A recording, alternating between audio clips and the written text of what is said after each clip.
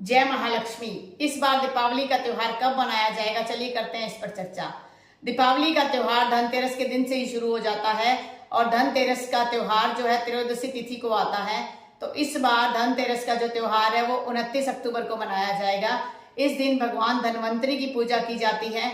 सोना, चांदी, पीतल, तांबा, कोई भी धातु जो है इस दिन घर पे लाना बड़ा शुभ माना जाता है। इसके साथ साथ अगर आप कुछ भी नहीं खरीद पा रहे हैं तो एक झाड़ू जो है अपने घर में जरूर लेके आइए, क्योंकि जब आप झाड़ू अपने घर में लेके आते हैं तो माँ लक्ष्मी की आप पर कृपा बनी रहती है। इसके साथ साथ ये भी माना जाता है कि धनतेरस के दिन एक चहुमुखी दिया मेन गेट पर दक्षिण दिशा की ओर जलाना चाहिए। इससे क्या होगा कि यम देवता से जो है आपको अकाल मृत्यु का जो डर रहता है, भय रहता है, वो खत्म हो जाता है। साथ के साथ इस दिन जब आप वो दिया जला रहे हो उसमें आपने तेल डालना है, लौंग डालना है, काले तिल डालने हैं। और अगर उस दिन मंगलवार का दिन आ रहा हो तो उसके अंदर आप जो दिया है वो चमेली के तेल से कीजिएगा। तो चमेली के तेल से अगर आप मंगलवार के दिन दिया करते हो तो भगवान बजरंगबली की कृपा भी आप पर बनी रहती है। अब बात करते हैं छोटी दिवाली की, जिसे नरक चतुर्दशी भी बोला जाता है। इसे नरक चतुर्दशी क्यों बोला जाता है? क्योंकि इस दिन नरकासुर राक्षस का संहार हुआ था। छोटी दिवाली का जो दिन है वो इस बार छोटी दिवाली का जो त्योहार है वो कब मनाया जा रहा है? वो मनाया जा रहा है 23 अक्टूबर को। तो छोटी दिवाली, जिसे कानी दिवाली भी बोला जाता है, 23 अक्टूबर को मनाई जाएगी। अब बात करते हैं बड़ी दिवाली की, जिस दिन लक्ष्मी पूजन किया जाता है।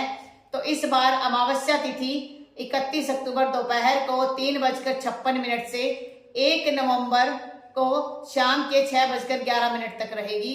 तो अगर प्रदोष काल की हम बात करें, जब हम लक्ष्मी पूजन करते हैं तो अमावस्या के दिन यानी कि 31 अक्टूबर को शाम का जो समय है वो प्रदोष काल का समय माना गया है।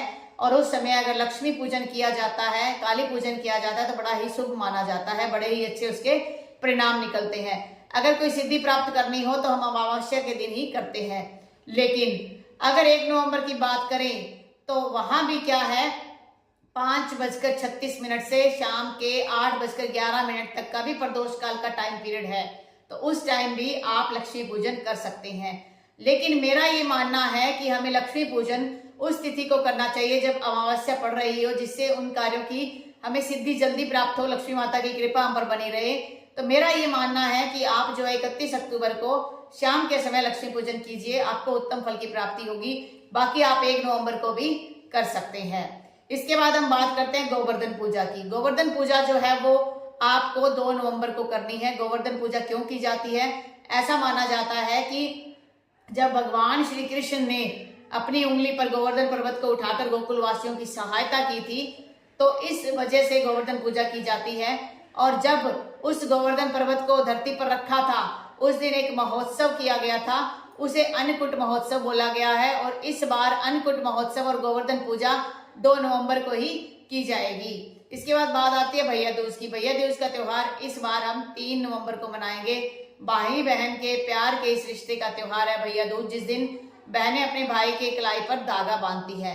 तो ये है तिथियां जिसके हिसाब से आप अपने इन त्योहारों को सेलिब्रेट कर सकते हो और माँ लक्ष्मी की कृपा आप पर बनी रहेगी और आपका ये त्योहार सुख में, शांति में और समृद्धि पूर्वक बना रहे। यही मेरी परमपिता परमेश्वर और माँ लक्ष्मी से प्रार्थना है। आपको आज का ये वीडियो कैसा लगा, आपको ये जानकारी कैसी लगी, आप मैसेज जरूर कीजिएगा। अगर आप मेरे चैनल पे नए और इस प्रकार के वीडियो देखना चाहते हो तो मेरे चैनल को सब्सक्राइब कर लीजिएगा। जय महालक्ष्मी, सब मंगल होगा।